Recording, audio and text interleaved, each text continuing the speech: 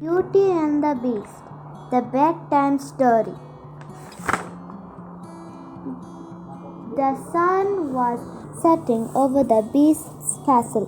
Outside, the world was snowy and cold, but inside, Belle felt quite cozy. Though she wouldn't have believed it possible when she'd first arrived. Belle was enjoying her time there. She had spent the last few days outside, taking her horse Philip on strolls and even having snowball fights with the beast. Somehow, against all odds, Belle was coming to think of the castle as home. Belle watched through her window as the beast walked Philip to the stables. Pausing, he gave the horse an hour, but kind pat with his large paw.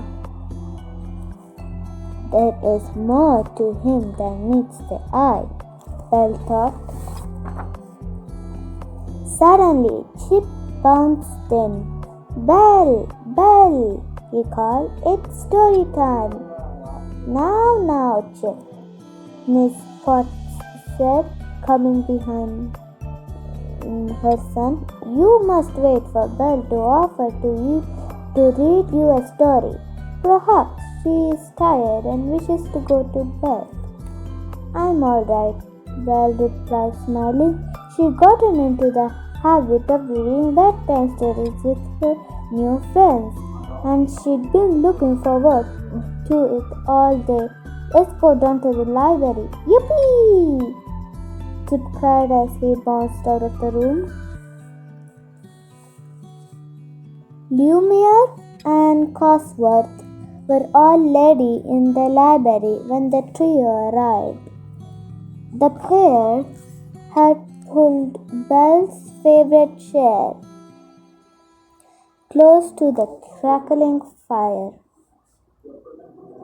A warm blanket rested over the bed, and a thick book with a worn leather cover sat on the seat. I thought perhaps we could read this one tonight, Cosworth suggested, pointing at the book. Lumiere peered at the cover. Helmets Through the Ages, a detailed history of headwear. He read aloud. Ah, no! There must be some excitement, some drama, perhaps some Alimore. Let's read an adventure story, one with a big scary monster, Chip explained.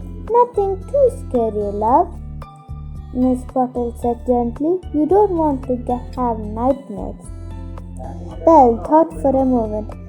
Her eyes skimmed the colorful spines at the lines in the wall around them. Everyone wanted to read something so different. How would she find a story to make everyone happy?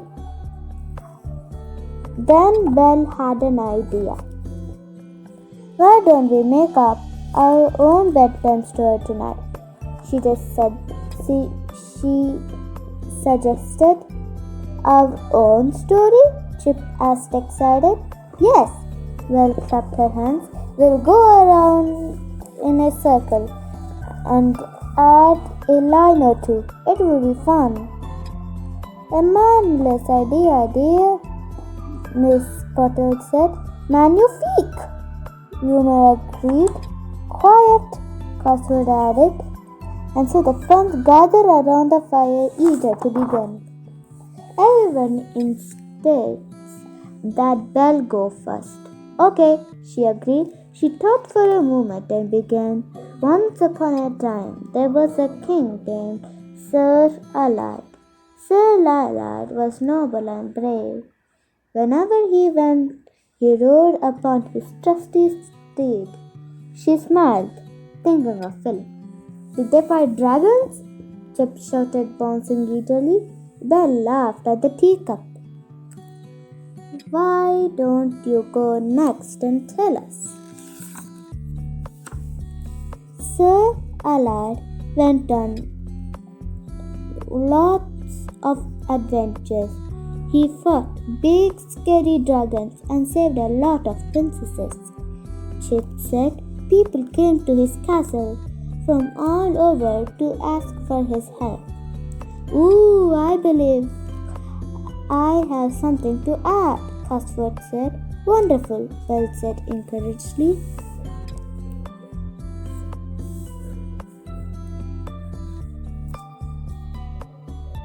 Sir Allard's castle was a concentric variety, a vast improvement on the moat and ballet castle. The concentric design was a combination of the shell keep and the rectangular keep. It had many lines of defenses in the form of multiple stone walls. The stone that was used was particularly interesting.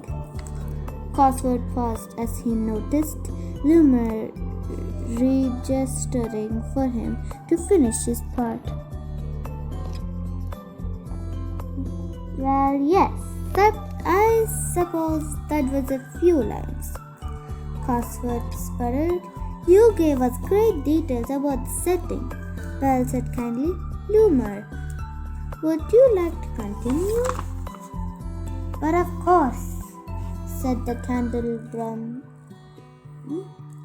One day our hero Sir Allard heard about a furious dragon.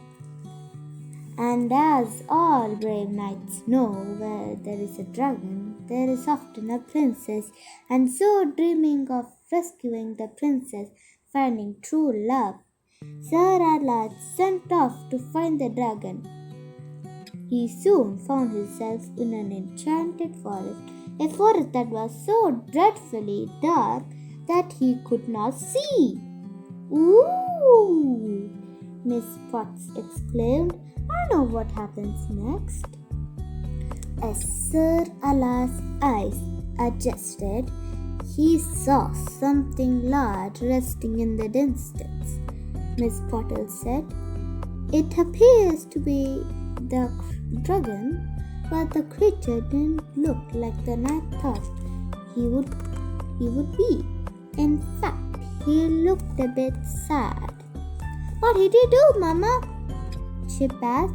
Well, now I have my turn, Chip, Miss Potts said. We all have our turns, Cosworth explained. Who will finish the tale? Suddenly, a cough came from just outside the library door. The group turned to see the beast standing in the doorway. He had been listening to the story the whole time. Hello, Belle called. Would you care to come in and help us finish the story? No, the beast said gruffly, turning to leave. I wouldn't know what to say. You can do it, Lumer said. It's easy, Chip added. Please, Belle said, motioning for him to sit next to her. All right. The beast strode over and sat next to Belle. Well, I thought that maybe... I don't know. This is ridiculous, he said, frightening nervously. Belle put his hand on his paw and smiled encouragingly. He looked at it and then thought again. The knight saw that the dragon was upset and lonely. So Sir Allard talked to him, and something very unlikely happened. The two of them became well friends. The end. The room was quiet for a moment. Then everyone began to speak at once. Trees beam! Lumer exclaimed. Splendid, sir! Cosworth cried. Very well done indeed, Miss Potts said. Yes, Belle said. That was a wonderful bedtime story. She smiled at the bee, who seemed to keep surprising her with the most perfect ending.